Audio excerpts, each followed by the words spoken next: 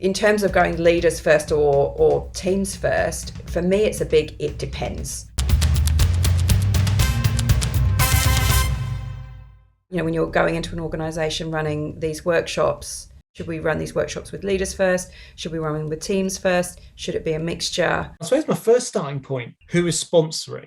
Where is this coming from? You know, who has approached me? How has the conversation started? What's the outcome? What's the output that's wanted? And I think for me, that's the conversation for me. And I think from there, then becomes, let's match it to the right client, if you like, you know, in terms of, oh, this feels like it should be leaders first, everybody else second, or this feels like it should be a leaders and everybody else together. And that might need a few conversations. That might need them playing with the deck a bit.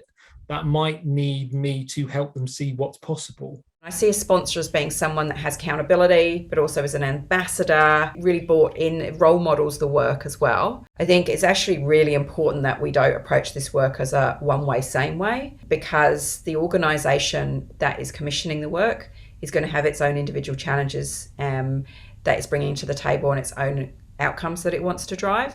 And also organisations in terms of their structure and in terms of who approaches you are very different.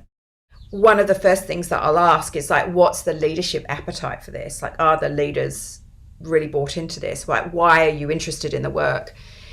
If it's something where they're wanting to maybe scale out on more of it's a bigger organisation, they're maybe wanting to scale out more across the organisation. I think in cases like that, it's really important that leaders are bought into it.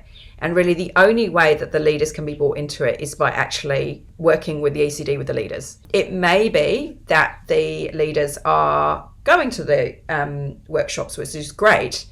However, I will still see, like, do they know what it is? Are they prepared to show vulnerability in those workshops?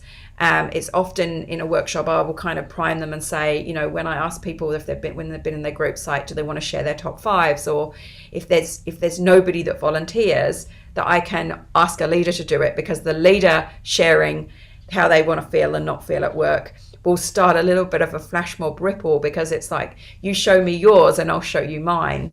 I have had examples where it's just been one team within an organisation. It hasn't been all the other leaders across the organisation. If you've got a leader they've got their own budget, their own autonomy to do what they want to do, it's not an organisational thing, but they want to bring it in. I think that can be really effective, because if their team starts humming, then other people are going to want to get in on that action. That's a great point, because sometimes you're making a nudge, and you know, you're being commissioned by a specific team within a department, within an organization, because equally they might want to make a nudge.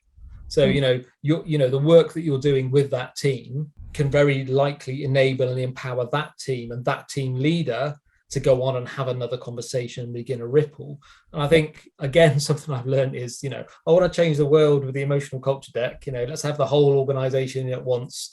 It'll all be fine. You realize that sometimes those ripples start with just that one team, just with that one department, and that's valid work as well, which I know sounds obvious, but within there is managing our own expectations.